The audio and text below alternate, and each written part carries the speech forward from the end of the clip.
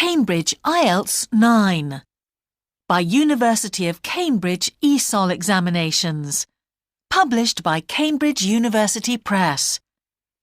This recording is copyright. CD 1. Test 1. You will hear a number of different recordings, and you will have to answer questions on what you hear. There will be time for you to read the instructions and questions, and you will have a chance to check your work. All the recordings will be played once only. The test is in 4 sections. At the end of the test, you will be given 10 minutes to transfer your answers to an answer sheet. Now turn to Section 1. Section 1. You will hear a man phoning to inquire about a job vacancy. First, you have some time to look at questions 1 to 4.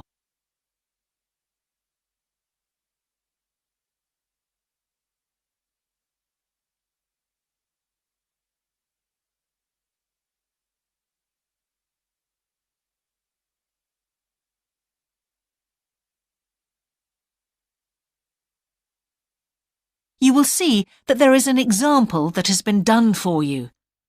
On this occasion only, the conversation relating to this will be played first.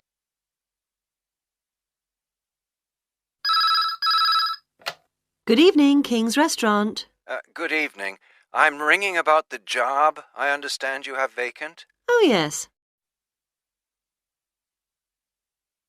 The job vacancy is at a restaurant, so a restaurant has been written in the space. Now we shall begin. You should answer the questions as you listen, because you will not hear the recording a second time. Listen carefully and answer questions 1 to 4.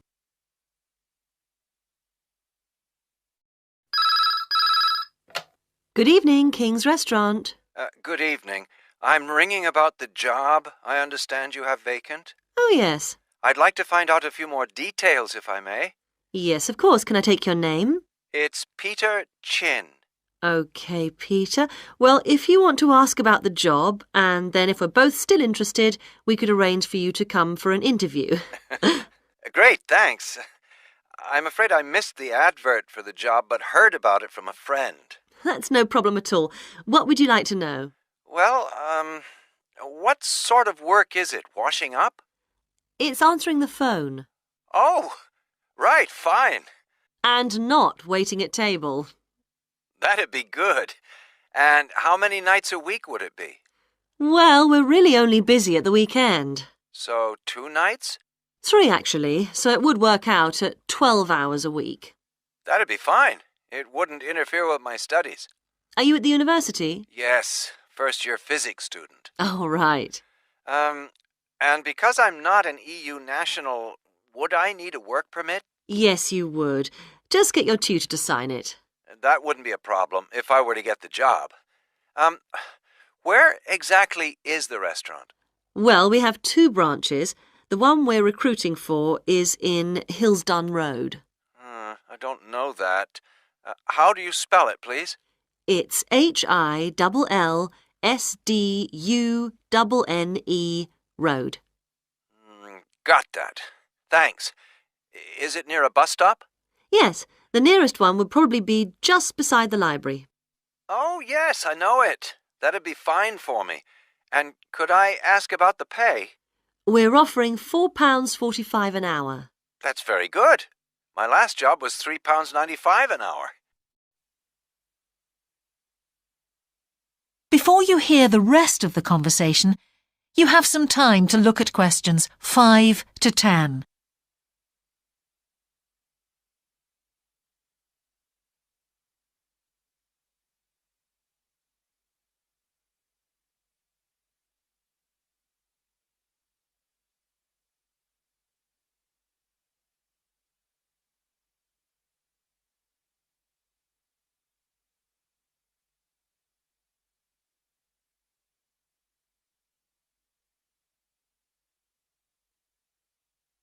Now listen and answer questions 5 to 10. We feel it's pretty good, and we also offer some good fringe benefits. Really? Well, we give you a free dinner, so you eat well. Right. Better than hostel food. We certainly hope so. And we also offer extra pay for working on national holidays. Oh, that's a really good perk, isn't it? Yes, we think so. And then because of the difficulties of getting public transport, if you're working after 11 o'clock, we drive you home. Oh, that's good to know.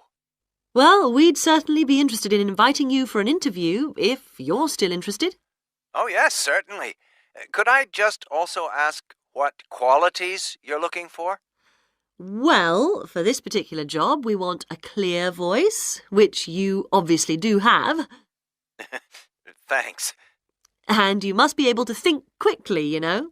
Well, I hope I... So, when could you come in for an interview? We're actually quite quiet tonight. Sorry, I couldn't come tonight. Or tomorrow, I'm afraid. Thursday's okay. That'd be 22nd of October? Fine. After 5 p.m.?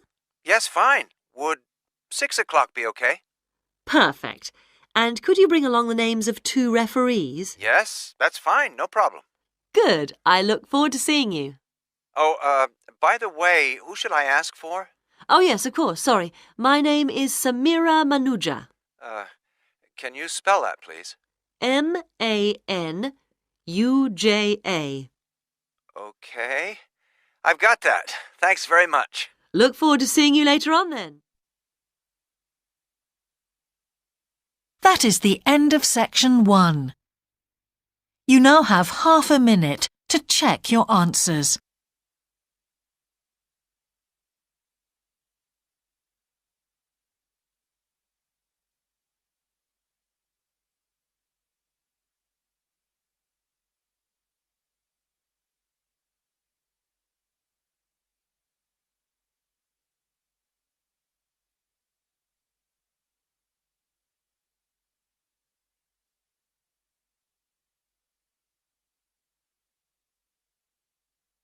Now turn to section 2.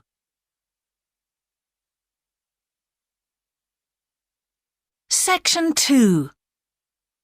You will hear part of a radio programme about the opening of a new local sports shop.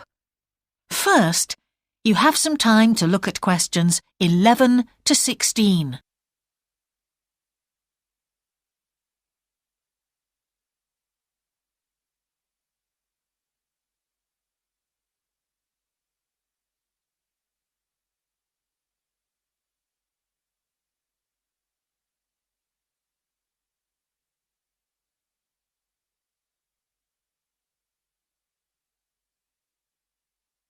Now listen carefully and answer questions 11 to 16. Now we go to Jane, who is going to tell us about what's happening in town this weekend. Right, thanks, Andrew. And now on to what's new. And do we really need yet another sports shop in Bradcaster? Well, most of you probably know Sports World, the branch of a Danish sports goods company that opened a few years ago. It's attracted a lot of custom, and so the company has now decided to open another branch in the area. It's going to be in the shopping centre to the west of Bradcaster, so that will be good news for all of you who found the original shop in the north of the town hard to get to. I was invited to a special preview, and I can promise you, this is the ultimate in sports retailing. The whole place has been given a new minimalist look with the company's signature colours of black and red. The first 3 floors have a huge range of sports clothing as well as equipment. And on the top floor, there's a cafe and a book and DVD section. You'll find all the well-known names, as well as some less well-known ones. If they haven't got exactly what you want in stock, they promise to get it for you in 10 days. Unlike the other store, where it can take up to 14 days. They cover all the major sports, including football, tennis and swimming. But they particularly focus on running, and they claim to have the widest range of equipment in the country. As well as that, a whole section of the third floor is devoted to sports bags, including the latest designs from the States.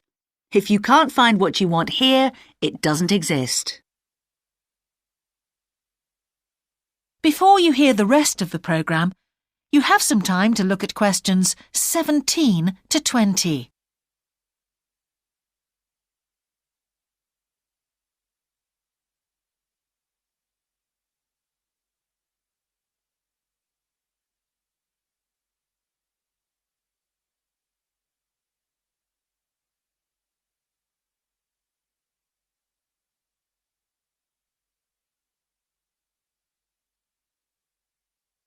Now listen and answer questions 17 to 20.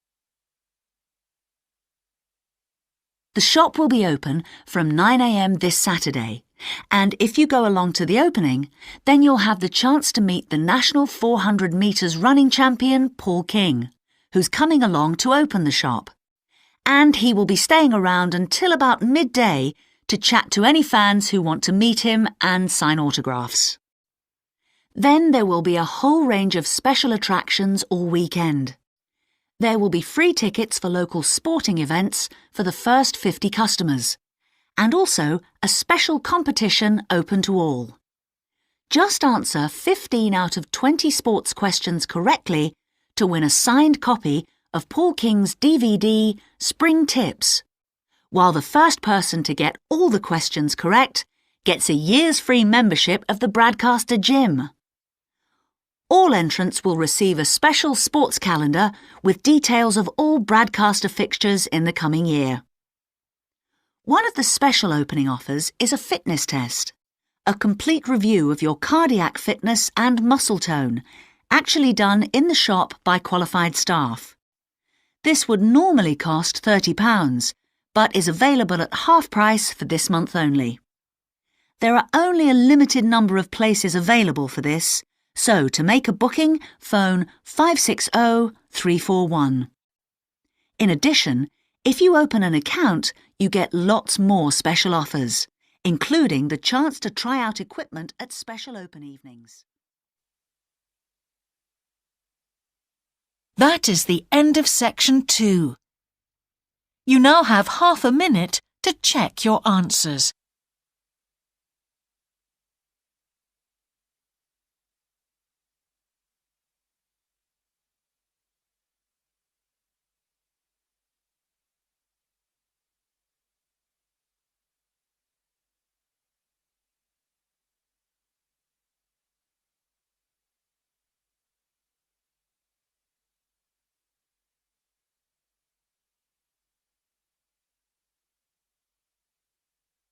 Now turn to section 3.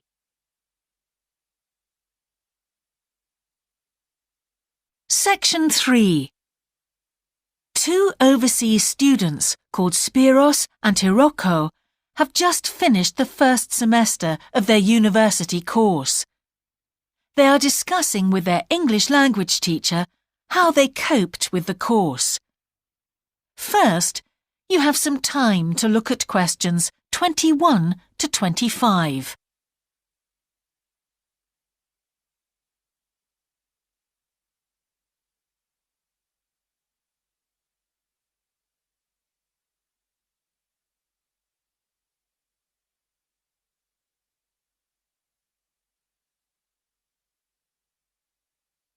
Now listen carefully and answer questions 21 to 25. Before we start, Spiros and Hiroko, thanks for coming in today to talk about your recent study experiences, and congratulations to you both in doing so well in your first semester exams. Thank you. I'd like to discuss with you the value of the English for Academic Purposes course you did here last year before starting your university course. Spiros, if I could start with you, what parts of the program have now proved to be particularly valuable to you? I think that having to do a seminar presentation really helped me. For example, a couple of weeks ago in our marketing subject, when it was my turn to give a presentation, I felt quite confident. Of course, I was still nervous, but because I had done one before, I knew what to expect. Also, I know I was well prepared, and I had practiced my timing. In fact, I think that in relation to some of the other people in my group, I did quite a good job, because my overall style was quite professional. What about you, Hiroko? That's interesting. In my group, I was really surprised by the way the students did their presentations. They just read their notes aloud. Can you believe that? They didn't worry about their presentation style or keeping eye contact with their audience. And I remembered that these things were really stressed to us in the course here. So, how did you approach your presentation, Hiroko? Well, to speak frankly, I read my notes too. At the time, it was a relief to do it this way, but actually when I had finished, I didn't feel any real sense of satisfaction. I didn't feel positive about the experience at all. That's a pity. You know, although I was pleased with my presentation, I am not so pleased with my actual performance right now in the tutorials. During the whole semester, I've not said anything in our tutorial discussions. Not a word. Really, Spiros? Why's that? Do the other students talk too much? It's partly that, but it's mostly because I have had no confidence to speak out. Their style of speaking is so different. It's not the style we were used to during the course. They use so many colloquialisms. They're not very polite, and sometimes there seems to be no order in their discussion. Also, they are very familiar with each other, so because they know each other's habits, they can let each other into the discussion. You're right, Spiros. I have experienced that too. Before you hear the rest of the conversation, you have some time to look at questions 26 to 30.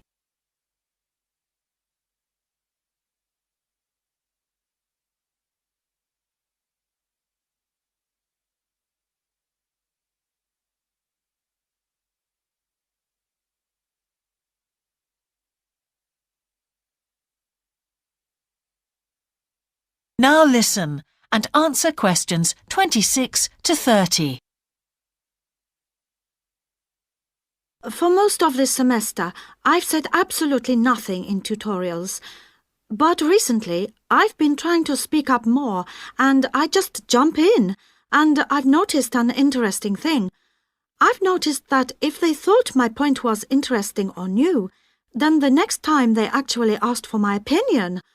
And then it was much easier for me to be part of the discussion. Oh, that's great, Hiroko. I hope that happens for me next semester. I'll have to work hard to find some interesting points. What helped you to find these ideas? I think that one thing that helped me with this was the reading.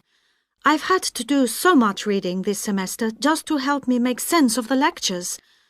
At first, I couldn't understand what the lectures were talking about, so I had to turn to the books and journals. Every night I read for hours, using the lists of references that were given, and I made pages of notes. At breakfast, I read and read my notes again. This habit has helped me to follow the ideas in the lectures, and it's also given me some ideas to use in the tutorials. But I did so much reading anyway. I don't think there's any time left over for anything extra.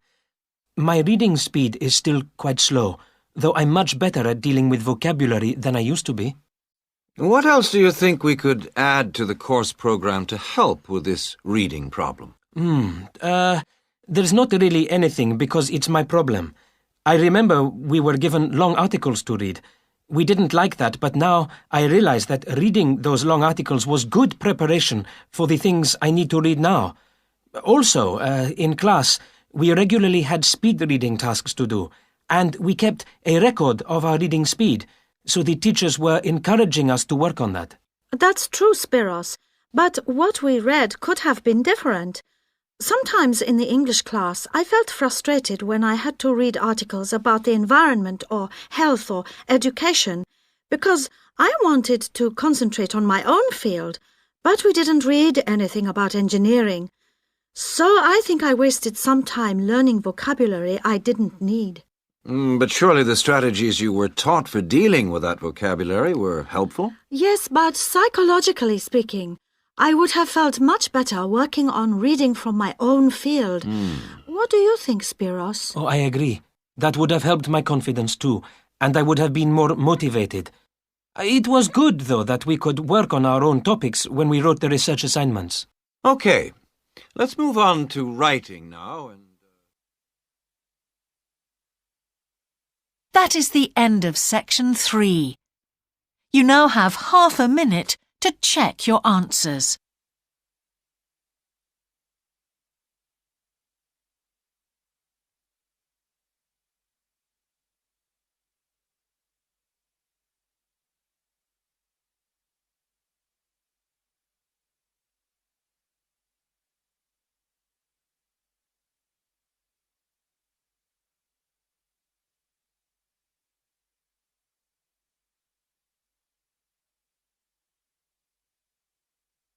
Now turn to section 4.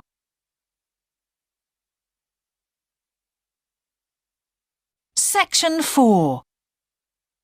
You will hear part of a lecture about a problem related to the behaviour of certain sea creatures. First, you have some time to look at questions 31 to 40.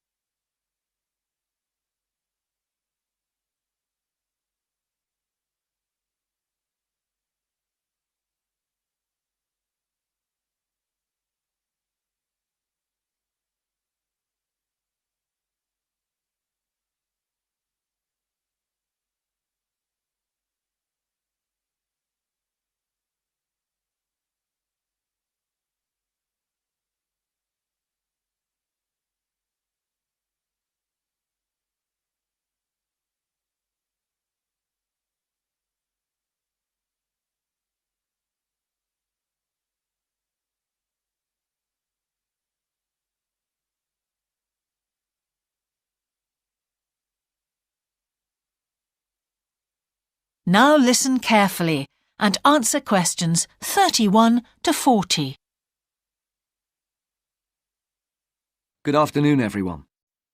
Well, with some of you about to go out on field work, it's timely that in this afternoon's session I'll be sharing some ideas about the reasons why groups of whales and dolphins sometimes swim ashore from the sea right onto the beach and, most often, die in what are known as mass strandings. Unfortunately, this type of event is a frequent occurrence in some of the locations that you'll be travelling to, where sometimes the tide goes out suddenly, confusing the animals. However, there are many other theories about the causes of mass strandings. The first is that the behaviour is linked to parasites. It's often found that stranded animals were infested with large numbers of parasites. For instance, a type of worm is commonly found in the ears of dead whales. Since marine animals rely heavily on their hearing to navigate, this type of infestation has the potential to be very harmful. Another theory is related to toxins or poisons. These have also been found to contribute to the death of many marine animals. Many toxins, as I'm sure you're aware, originate from plants or animals. The whale ingests these toxins in its normal feeding behaviour, but whether these poisons directly or indirectly lead to stranding and death seems to depend upon the toxin involved. In 1988, for example, 14 humpback whales examined after stranding along the beaches of Cape Cod were found to have been poisoned after eating tuna that contained saxitoxin, the same toxin that can be fatal in humans.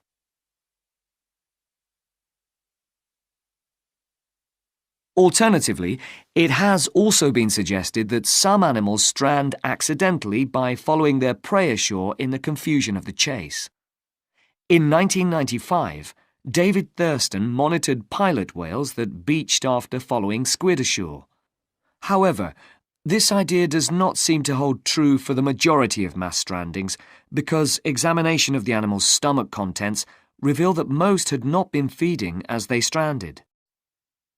There are also some new theories which link strandings to humans. A growing concern is that loud noises in the ocean cause strandings. Noises such as those caused by military exercises are of particular concern and have been pinpointed as the cause of some strandings of late. One of these, a mass stranding of whales in 2000 in the Bahamas, coincided closely with experiments using a new submarine detection system. There were several factors that made this stranding stand out as different from previous strandings. This led researchers to look for a new cause. For one, all the stranded animals were healthy. In addition, the animals were spread out along 38 kilometres of coast, whereas it's more common for the animals to be found in a group when mass strandings occur. A final theory is related to group behaviour and suggests that sea mammals cannot distinguish between sick and healthy leaders and will follow sick leaders, even to an inevitable death. This is a particularly interesting theory, since the whales that are thought to be most social, the toothed whales, are the group that strand the most frequently. The theory is also supported by evidence from a dolphin stranding in 1994. Examination of the dead animals revealed that, apart from the leader, all the others had been healthy at the time of their death. Without one consistent theory, however, it is very hard for us to do anything about this phenomenon except to assist animals where and when we can. Stranding networks have been established around the world to aid in rescuing animals and collecting samples from those that could not be helped. I recommend John Connor's Marine Mammals Ashore as an excellent starting point if you're interested in finding out more about these networks or establishing one yourself. That is the end of section 4. You now have half a minute to check your answers.